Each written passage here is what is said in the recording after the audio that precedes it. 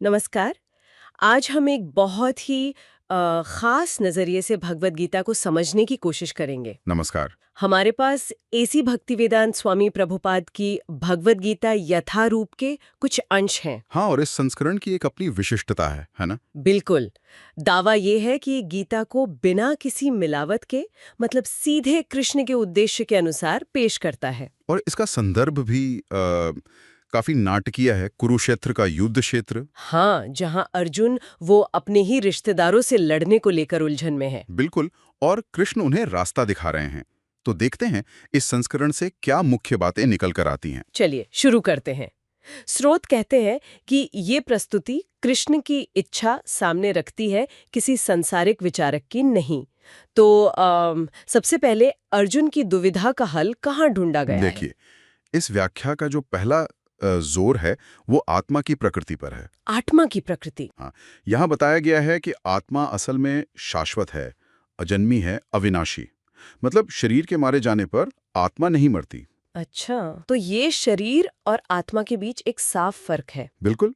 जैसे शरीर तो बदलता रहता है, बचपन, जवानी, बुढ़ापा, है ना? हाँ, वो तो है। अगर आत्मा इन बदलावों से प्रभावित नहीं होती, वो वैसी ही रहती है, सनातन।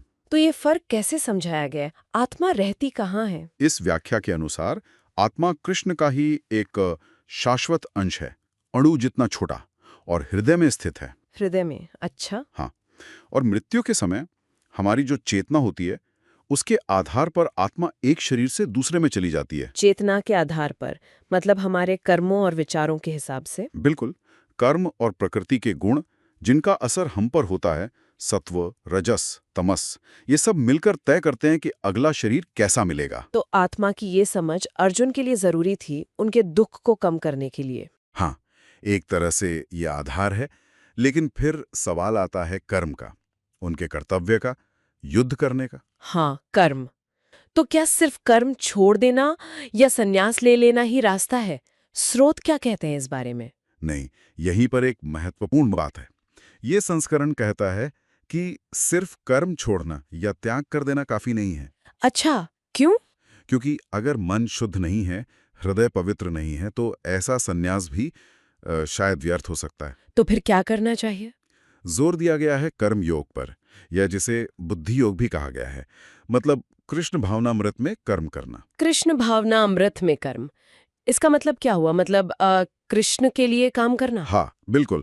अपने निर्धारित कर्तव्य करना, लेकिन फल की आसक्ति के बिना। फल की आसक्ति के बिना। ये सुनने में थोड़ा मुश्किल लगता है। क्या इसका मतलब है कि नतीजे की परवाह ही ना करें? नहीं, परवाह ना करें ऐसा नहीं। मतलब उस नतीजे को अपने व्यक्तिगत भोग के लिए इस्तेमाल करने की इच्छा न रखना। अच्छा। और कर्म को एक कर्तव्य की तरह, एक यज्ञ की तरह कृष्ण को समर्पित करके करना। समझी।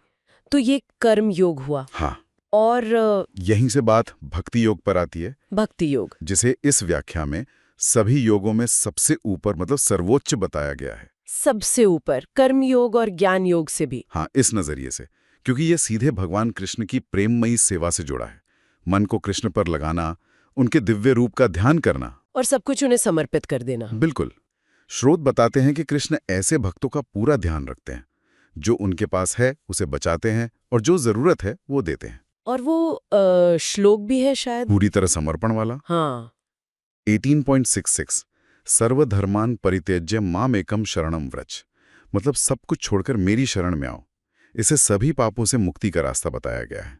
तो इस व्याख्या के लिए भक्ति ही सार है। हाँ, एक तरह से कह सकते हैं, लेकिन भक्ति तक पहुंचने में भी वो प्रकृति के गुण आड़े आते हैं, है ना? हाँ, वो तीन गुण सत्व रजस तमस, उनके बारे में क्या बताया गया है?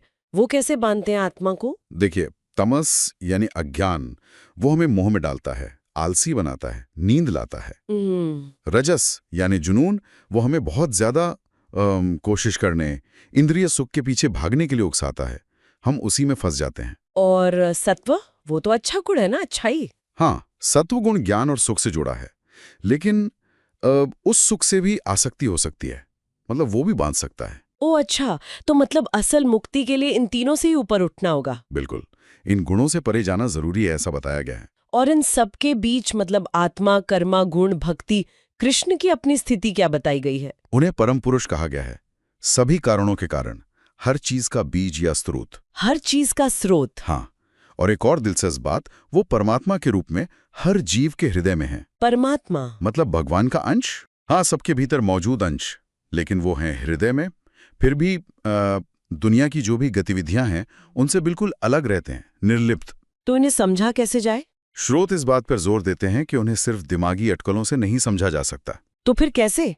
भक्ति से और प्रामाणिक गुरु परंपरा से, मतलब सही मार्गदर्शन से ही उन्हें यथारूप में, जैसा वो हैं वैसा समझा जा सकता है। तो अगर हम इन सारी बातों को समेटें तो ये अंश भगवत गीता की एक ऐसी व्याख्या पेश करते हैं जहां आत्मा की शाश्वतता, बिना आसक्ति के कर्म करने का महत्व, और सबसे बढ़कर कृष्ण के प्रति भक्ति और पूर्ण समर्पण को ही मुक्ति का सबसे सीधा और सर्वोच्च रास्ता माना गया है। हाँ, जैसा कि इस यथारूप संस्करण में जोर दिया गया है। और ये बात आज के समय के लिए एक अहम सवाल भी उठाती है ना?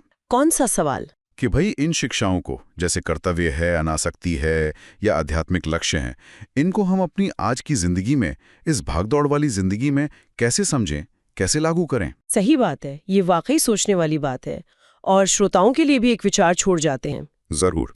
अगर हम इस बात को मान लें, जैसा ये स्रोत कहते हैं कि आत्मा सच में शरीर से अलग है, हमेशा रहने वाली है, तो क्या इससे हमारी जिंदगी की प्राथमिकताएं, हमारे मूल्य बदल सकते हैं?